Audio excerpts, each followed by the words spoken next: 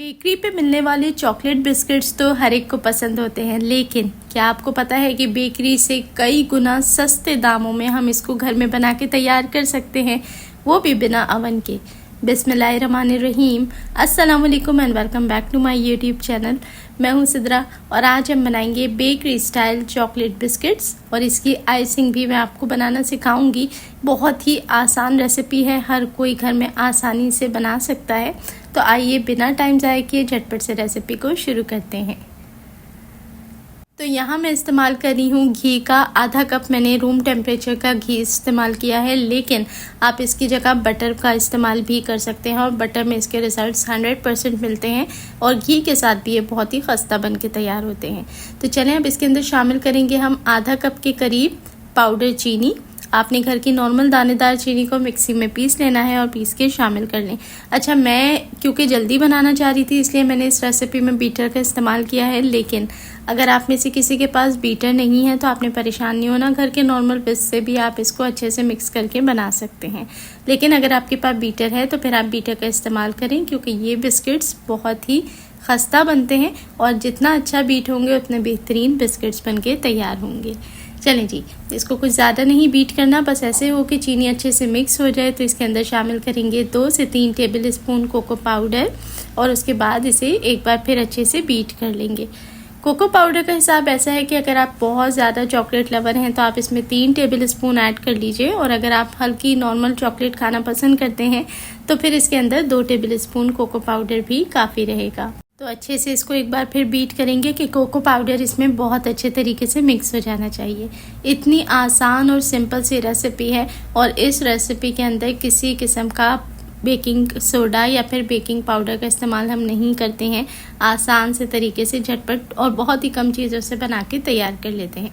अब मैं इसके अंदर शामिल करने लगी हूँ एक अंडा, और जब हम किसी चीज़ में अंडा ऐड कर देते हैं तो फिर वैनिला एसेंस तो उसमें लाजमी ऐड करना चाहिए ताकि अंडे की स्मेल ख़त्म हो सके। तो मैंने एक ही अंडा शामिल किया है नॉर्मल और रूम टेम्परेचर पर, और आपने छोटे अंडे का इस्तेमाल करना है। अगर अंडा ज़्यादा बड़ा है तो फिर आप हाफ अंडा ऐड कर सकते हैं, बहुत ज़्यादा आपने शामिल नहीं करना। और आधा चम्मच के करीब वैनिला एसेंस ऐड किया है और फिर इसे एक बार अच्छे से आपने बीट कर लेना है। बस यही कुछ चीज़ें इसके अंदर जाती हैं, और इसके अलावा हम इसके अंदर मैदे का इस्तेमाल करेंगे, लेकिन पहले आपने इसे अच्छे से बीट कर लेना है। तो जो साइडों पे लगा है एक बार उसको भी मैदा ऐड करने से पहले अच्छे तरीके से समेट लेंगे, ताकि अगर कोई चीज़ मिक्स होने से रह गई है तो वो अच्छे से मिक्स हो जाए। और फिर कंसिस्टेंसी भी आप देख लें इस स्टेज पे कुछ ऐसी होनी चाहिए। चलें जी, अब इसके अंदर शामिल करूँगी मैं मैदा। सिर्फ 1 कप मैदे का इस्तेमाल करूँगी और वो भी आपने छान के ऐड करना है। फर्दर इसके अंदर आपने किसी बेकिंग सोडा और बेकिंग पाउडर का इस्तेमाल नहीं करना। अब यहाँ बताती चलूँ कि इसके अंदर बेकिंग पाउडर का इस्तेमाल क्यों नहीं होता, क्योंकि ये बिस्किट ऑलरेडी थोड़े खस्ता बनते हैं और थोड़े कड़क से होते हैं, यानी ये भुरभुरे बिस्किट नहीं होते, लेकिन ये क्रिस्पी बिस्किट होते हैं। तो अगर हम इसके अंदर बेकिंग पाउडर का इस्तेमाल कर देंगे तो ये खस्ता भुरभुरे से बिस्किट बन के तैयार होंगे, जैसे बेकरी के बाकी बटर कुकीज़ या दूसरे बिस्किट्स होते हैं। तो फिर क्या होगा कि इसके जो क्वालिटी स्टैंडर्ड है ना, वो चेंज हो जाएगा। तो इसलिए बेकिंग सोडा या पाउडर की इसमें ज़रूरत नहीं। मैदा छान के शामिल कर दें और मैदे के बाद एक बार अच्छे से बीट कर दें। अब यहाँ कुछ पॉइंट्स और मैं क्लियर कर दूँ, जिससे आप लोगों को हो सकता है कि बनाते हुए कन्फ्यूजन हो जाए। देखें, जब मैदा ऐड करने के बाद आपने इसको मिक्स करना है ना, तो ये बैटर थोड़ा सा ड्राई टाइप ही होता है, यानी इन बिस्किट्स का जो बैटर है वो दूसरे बिस्किट्स की तरह थोड़ा लिक्विड बेस या फिर थोड़ा सा तेल छोड़ता हुआ नहीं होता, ये बिल्कुल सा ड्राई होता है। तो इसलिए आपने कंफ्यूज नहीं होना कि ये इसके अंदर मज़ीद हमें दूध या तेल घी कुछ शामिल करने की ज़रूरत है, नहीं। जो कंसिस्टेंसी मैं आपको दिखा रही हूँ बिल्कुल परफेक्ट कंसिस्टेंसी है। और उसके बाद जो जितना भी इसके अटैचमेंट्स के ऊपर लगा हुआ था वो सारा मैंने समेट के इसके अंदर ऐड कर लिया है। तो यहाँ आप देखें थोड़ा सा ड्राई ही होता है और इसकी पाइपिंग भी थोड़ी मुश्किल होती है, इसलिए आपने कंफ्यूज नहीं होना कि आपसे हो नहीं रही है, रेसिपी ख़राब है या किसी चीज़ की कमी है। बस आपने थोड़ा सा ध्यान से इसको पाइप करना होता है, थोड़ा सा प्रेशर इसमें लगता है, क्योंकि मैंने आपको पहले भी बताया बिस्किट बनने के बाद थोड़े से कड़क होते हैं, तो इसका बैटर भी थोड़ा सा ड्राई बनता है। चलें जी, अब यहाँ मैं बना रही हूँ इसको बिना ओवन के। आप इसको ओवन में भी बेक कर सकते हैं। तो यहाँ पर देखें, बेकिंग डिश के अंदर आपने सिंपली बटर पेपर लगाना है, और बटर पेपर को ना आपने ऑयल से ग्रीस करना है, ना ही आपने बेकिंग ट्रे को ग्रीस करना है।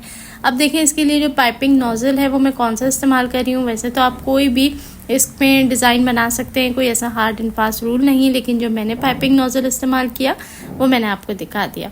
अब कोई भी पाइपिंग बैग या इस तरीके का जो थोड़ी मोटी प्लास्टिक का बैग होता है उसको नीचे से कट कर लीजिए, और कट करने के बाद साइड से उसका आपने इस तरीके से नोज़ल निकालना है। ग्लास में लगाएं बैग को, और उसके बाद ये जो बैटर है ये आपने सारा का सारा पाइपिंग बैग के अंदर फिल कर देना है।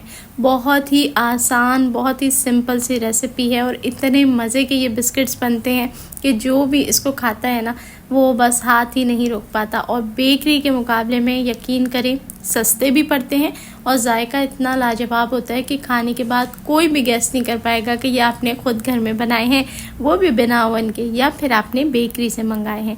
तो है ना बहुत ही सिंपल और आसान सी रेसिपी। मैं कहूँगी ज़रूर सबने ये रेसिपी ट्राई करनी है। और यहाँ इसी स्टेज पे मैं अपने देखने वाले सारे प्यारे बहन भाइयों से रिक्वेस्ट करूँगी कि अगर तो आप मेरे चैनल पे पहली दफ़ा आए हैं तो बिना सब्सक्राइब किए आपने नहीं जाना, और वीडियो अच्छी लगे तो वीडियो को बस आपने लाइक करके एक प्यारा सा कमेंट मुझे ज़रूर करना है। चले जी, अब यहाँ पर हम चलते हैं बिस्किट्स को पाइप करने की तरफ। तो जैसी शेप चॉकलेट बिस्किट्स की बेकरी पे होती है हम भी उसी तरीके की शेप बनाएंगे। नोज़ल हमने ऑलरेडी वही यूज़ किया है, बस आपने सर्कुलर मोशन पे इसको पाइप करना है। और यहाँ सारे बिस्किट्स मैंने बेकिंग डिश के अंदर रेडी कर दिए हैं। पतीली को 10 से 15 मिनट पहले ही हमने प्री हीट कर लेना है, और उसके बाद हमने इसको सेट कर देना है। अब मीडियम हाई हीट के ऊपर आपने इसको 20 से 25 मिनट बेक करना है। बिल्कुल दम वाली आंच इसको नहीं देंगे, थोड़ा सा हाई हीट लेता है। बिस्किट्स आपके सामने बहुत अच्छे से डन हो चुके हैं। अब इसको थोड़ा सा ठंडा करते हैं, और जब तक हम इसकी आइसिंग बना के रेडी कर देते हैं। 3 चम्मच पिसी हुई चीनी या फिर कैस्टर शुगर का आपने इस्तेमाल करना है। इसके अलावा 1 टेबल स्पून इसमें जाएगा कोको पाउडर। अब यहाँ पर मैं सिर्फ 1 ही टेबल स्पून पानी ऐड करूँगी, और आपने 1 टेबल स्पून से ज़्यादा पानी ऐड नहीं करना। अच्छे तरीके से इसे मिक्स करें। शुरू में आपको ऐसा लगेगा कि ये बिल्कुल मिक्स नहीं हो रही, लेकिन यकीन करें इसके अंदर ज़रा सा भी एक्स्ट्रा पानी आपने ऐड नहीं करना, वरना आपकी आइसिंग टिकेगी नहीं। और आइसिंग कब डन होती है वो भी मैं आपको चेक करवाऊँगी।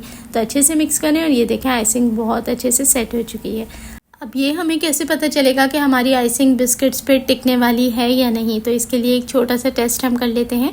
1 ड्रॉप के करीब आइसिंग लेनी है, और अपनी फिंगर की फर्स्ट पोर के ऊपर आपने 1 ड्रॉप टपकाना है। अगर तो ये टिक रहा है इसका मतलब है ये बिस्किट्स के ऊपर भी ऐसे ही टिकी रहेगी, और अगर ये बह रही है तो इसका मतलब है आपने आइसिंग ठीक नहीं बनाई। अब आप इसमें ठीक करने के लिए मज़ीद पिसी हुई चीनी ऐड करके इसको मज़ीद गाढ़ा कर सकते हैं। तो यहाँ पर अब आप देखें बिस्किट्स जो बनके तैयार हुए हैं, वैसे तो आइसिंग इसके ऊपर भी गाढ़ी होने की वजह से टिक जाती है, लेकिन अगर आपको लगे तो जब बेक करने रखने से पहले आपने बिस्किट्स को पाइप करने के बाद सेंटर में फिंगर से एक इम्प्रेशन दे देना है। छोटा सा गड़ा सा बन जाएगा जिसके अंदर आप बाद में आइसिंग फिल कर सकते हैं।